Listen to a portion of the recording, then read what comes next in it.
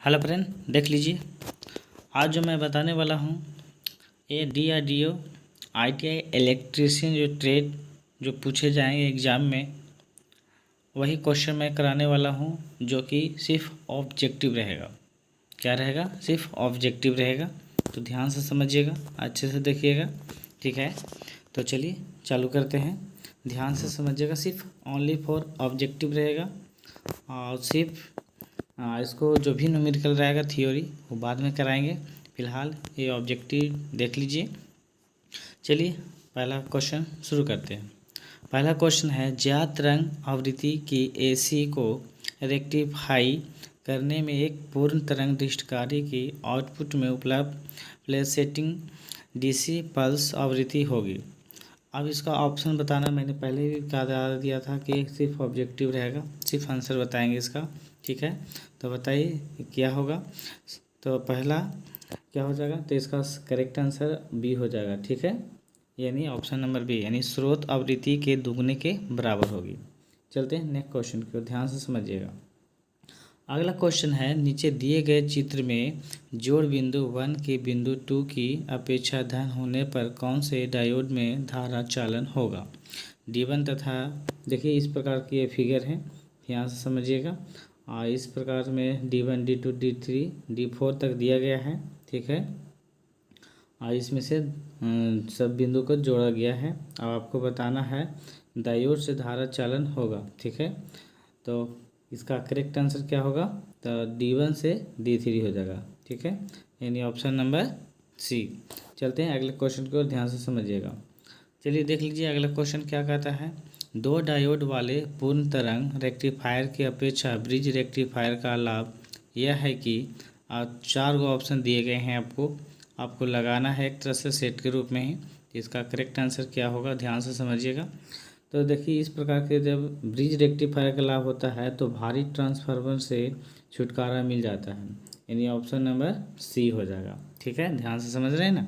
चलते हैं अगले क्वेश्चन की ओर। मैंने बोला एक केवल सिर्फ ऑब्जेक्टिव लगाएंगे, सिर्फ टिक लगाएंगे, उतना समझाने वाला इसमें नहीं हो। हाँ, इसको अलग से थ्योरी बताएंगे, ठीक है, बहुत जल्दी लाने वाले हैं, ध्यान से समझिएगा। चलिए अगले क्वेश्चन की ओर।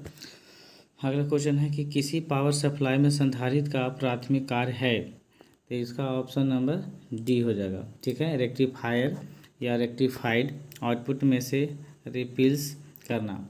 चलते हैं अगले क्वेश्चन की ओर। देख लीजिए अगला क्वेश्चन क्या है। सूक्ष्म सेल के स्थान पर DC पावर सप्लाई प्रयोग करने का मुख्य लाभ है। फ्रेंड्स, मैं बता रहा हूँ कि इलेक्ट्रीशियन ट्रेड में 80 क्वेश्चन पूछे जाने वाले हैं, जो कि एकदम अच्छे से ही याद कर लीजिएगा, ठीक है। ये सिर्फ ऑब्जेक्टिव रहेगा, मैं बाद में भी इसको सब्जेक्टिव मतलब थ्योरी दूंगा, बहुत जल्द ही देने वाला हूँ। चलिए देख लीजिए क्या इसका प्रश्न था कि शुक्ल सेल के स्थान पर DC पावर सप्लाई प्रयोग करने का मुख्य लाभ है। तो इसका 4 ऑप्शन दिए गए हैं, ठीक है। तो कौन सा ऑप्शन सही होगा आपको बताना है। तो ऐसे फिलहाल मैं बता देता हूँ, ये हो गया किफ़ायती, क्या हो जाएगा, किफ़ायती, ऑप्शन नंबर बी। चलते हैं अगले क्वेश्चन की ओर। देख लीजिए दोस्तों अगला क्वेश्चन है, जीना डायोड का मुख्य कार्य है। 4 ऑप्शन दिए गए हैं, ऐसे वन वन करके मैं बताऊंगा तो बहुत ज़्यादा टाइम लगने वाला है, इसलिए सिर्फ ऑब्जेक्टिव है तो डायरेक्ट इसको आंसर ही देख लीजिए। जीना डायोड का मुख्य कार्य है, क्या है जीना डायोड का मुख्य कार्य, तो आउटपुट वोल्टा को स्थिर रखता है जीना डायोड, यानी ऑप्शन नंबर बी सही हो जाएगा। कोई दिक्कत नहीं ना। अगर वीडियो पसंद आता है तो कृपया चैनल को लाइक और सब्सक्राइब कर दीजिएगा, ताकि मैं इसी प्रकार के वीडियो मैं लाता रहूँगा। DRDO का पहला वीडियो है। चलते हैं अगले क्वेश्चन की ओर। अगला क्वेश्चन जीना डायोड से ही है, देख लीजिए। अगला क्वेश्चन है कि जीना डायोड को सदैव अवस्था में संयोजित किया जाता है, इसके भी 4 ऑप्शन दिए गए हैं। तो इसका कहे का मतलब जीना डायोड को सदैव किस अवस्था में संयोजित किया जाता है, तो ये रिवर्स वायस अवस्था में किया जाता है, ऑप्शन नंबर बी। चलते हैं अगले क्वेश्चन की ओर। अगला क्वेश्चन है कि लाइट एमिटिंग डायोड को LED, जिसको फुल फॉर्म भी कभी कभी पूछ लिया जाता है कि LED का फुल फॉर्म क्या होता है, तो लाइट एमिटिंग डायोड होता है। यानी LED को सामान्यतः वोल्टा पर फॉरवर्ड दिशा में प्रचलित किया जाता है, तो कितना वोल्ट से किया जाता है, इसके भी 4 ऑप्शन दिए गए हैं, ध्यान से समझिएगा। तो 1.5 वोल्ट से 3 वोल्ट तक किया जाता है LED में, इससे ज़्यादा नहीं, इसलिए ऑप्शन नंबर ए सही हो जाएगा। चलते हैं अगले क्वेश्चन की ओर, ध्यान से समझिए और दोस्तों के साथ शेयर भी कीजिएगा ताकि उनको भी लाभ यानी प्रॉफिट मिल सके। ठीक है, जितने भी दोस्त अगर हमारे इस चैनल मंडोला क्लास से नहीं जुड़े हैं तो कृपया जल्दी ही जुड़ जाइए, क्योंकि इस पर भी बहुत जल्द ही थ्योरी का वीडियो आने वाला है जो कि 80 प्रश्न को बताएगा, सिर्फ इलेक्ट्रीशियन थ्योरी वाले। ठीक है, चलते हैं अगले क्वेश्चन की ओर। अगला है कि एक ब्रिज कार्य में निवेश और निर्गत संयोजनों को अंततः परिवर्तित किया जा गया है, स्विच खोलने पर क्या होगा। क्या है मतलब एक ब्रिज कार्य में निवेश और निर्गत संयोजन को परिवर्तित जब किया जाता है तो जब स्विच हम खोलते हैं तो क्या होता है। इसके भी 4 ऑप्शन दिए गए हैं, तो इसका आंसर क्या हो जाएगा, यानी डिस्ट धारा निर्गत और निर्धारित मान का आधा रह जाएगा, यानी ए ऑप्शन नंबर बी हो जाएगा। चलिए चलते हैं अगले क्वेश्चन की ओर। अगला है कि रेक्टिफायर युक्ति है। ठीक है, देख लीजिए बहुत भी यही क्वेश्चन हर एक एग्जाम में आ चुका है। तो रेक्टिफायर युक्ति है केवल एसी के लिए, केवल डीसी के लिए, एसी और डीसी दोनों के लिए। तो ऐसे तो एसी और डीसी दोनों के लिए होता है, लेकिन इसमें अगर लगाइएगा तो बी ऑप्शन मार दीजिए, केवल एसी के लिए। इसलिए मैं क्वेश्चन को घेरा लगाए थे, क्योंकि इसका ऑप्शन नंबर ऐसे सी भी हो सकता है, सी भी है ऐसे, लेकिन इसको ऑप्शन बी ही लगाइएगा। चलते हैं अगले क्वेश्चन की ओर। अगला है कि रेक्टिफायर परिपथ में एक समान दृष्ट धारा प्राप्त करने हेतु उपयोग किए गए विद्युत परिपथ को कहते हैं।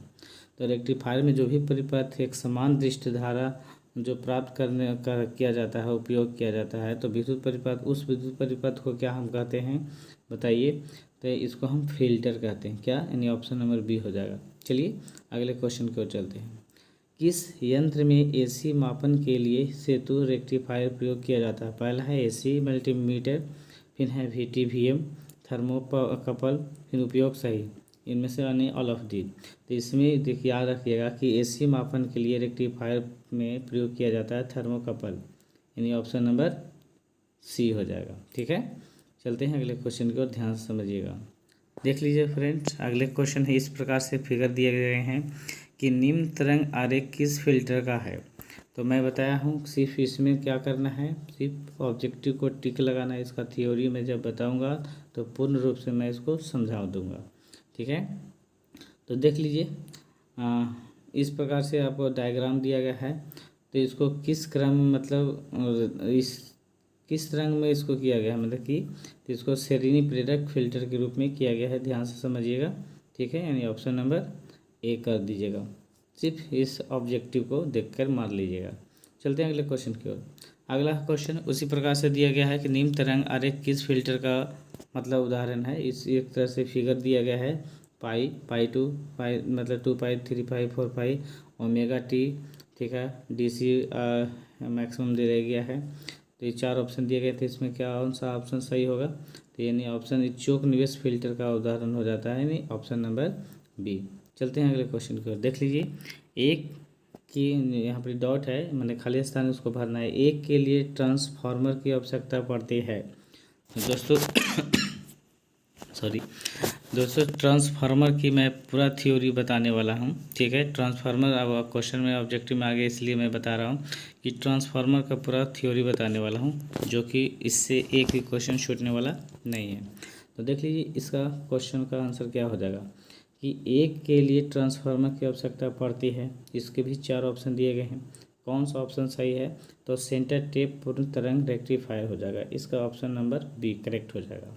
चलते हैं अगले क्वेश्चन की ओर। देख लीजिए वही चीज़ बताइए। चलते हैं अगले क्वेश्चन। देखिए न्यूमेरिकल भी रेक्टिफायर से क्वेश्चन पूछता है, तो रेक्टिफायर से न्यूमेरिकल भी पूछे जाएंगे, ध्यान से समझिएगा। तो मैं पढ़ा देता हूँ, लेकिन न्यूमेरिकल जब थ्योरी बताएंगे तब बताऊँगा। एक अर्ध तरंग रेक्टिफायर के इनपुट वोल्टेज का RMS मान 240 वोल्ट है। यदि स्टेप डाउन ट्रांसफार्मर का टर्न अनुपात 8:1 है, इसके शिखर भार वोल्टेज का मान क्या होगा। यानी शिखर भार वोल्टेज का मान पूछा है, यदि वोल्टेज ड्रॉप छोड़ दिया जाए तो इसका परिहार अभी करेक्ट आंसर बता दिया जाता है आप लोगों को, और जब मैं थ्योरी बताऊंगा तो इसको करेक्ट आंसर बता देंगे। ठीक है, मैंने करा देंगे। तो 4 ऑप्शन दिए गए हैं, चलिए ऑप्शन नंबर ए डी हो जाएगा। ठीक है, चलते हैं अगले क्वेश्चन की ओर। देखिए, पूर्ण तरंग रेक्टिफायर में कितने डायोड प्रयुक्त किए जाते हैं, यानी रेक्टिफायर से आपको क्वेश्चन बहुत ज़्यादा पूछने वाला है ना। मतलब कि कोई भी चीज़ पूछ सकता है इलेक्ट्रीशियन थ्योरी में से, तो फिलहाल पूरा अच्छे से याद कर लीजिएगा। तो पूर्ण तरंग रेक्टिफायर में कितने डायोड प्रयुक्त किए जाते हैं, क्वेश्चन 4 ऑप्शन दिए गए हैं, क्वेश्चन पूछ चुका है। तो ऐसे तो 2 ही मतलब डायोड प्रयोग किए जाते हैं, ठीक है। चलिए 18वां क्वेश्चन देख लीजिए। पैसिव फिल्टर में निम्न में से कौन से तत्व उपयोग नहीं किए जाते हैं। 4 ऑप्शन दिए गए हैं, प्रतिरोध हो गया, संधारित्र, फॉल्स, ट्रांजिस्टर। कौन सा आंसर होगा। तो इसमें ट्रांजिस्टर नहीं उपयोग किया जाता है, ठीक है। चलते हैं अगले क्वेश्चन की ओर। अगला क्वेश्चन देख लीजिए, फिर उस प्रकार से दिया गया है, निम्न तरंग आरेख किस फिल्टर का उदाहरण है। तो पहले भी करा दिए थे और फिर बता रहा हूँ, लेकिन इसमें थोड़ा सा अलग है। इसमें होगा पाइप फिल्टर हो जाएगा, ठीक है। अब क्यों होगा, कैसे होगा, जब थ्योरी बताएंगे तो वहाँ देख लीजिएगा। चलते हैं क्वेश्चन नंबर 20 की ओर। अगला क्वेश्चन है कि अर्ध तरंग रेक्टिफायर के साथ प्रयुक्त नहीं किए जाते हैं, नहीं किए जाने वाले फिल्टर है श्रेणी प्रेरक फिल्टर, एल फिल्टर, बौद्ध, संत संधारित फिल्टर। तो दोस्तों इसका करेक्ट आंसर हो जाएगा बौद्ध, ठीक है। क्वेश्चन नंबर 21 देख लीजिए।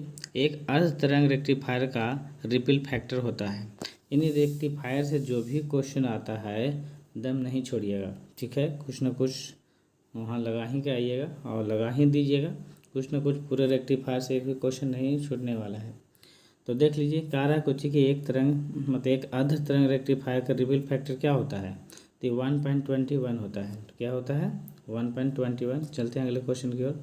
देख लीजिए, फिर रेक्टिफायर से ही क्वेश्चन पूछा गया है कि पूर्ण तरंग रेक्टिफायर की क्षमता दस्ता होती है, मतलब कि कितना प्रतिशत क्षमता होती है इसकी पूर्ण रेक्टिफायर की, पूर्ण तरंग रेक्टिफायर की 10% दस्ता पूछी है। तो 4 ऑप्शन भी दिए गए हैं। ये होता है 81.2%, ठीक है, यानी ऑप्शन नंबर सी।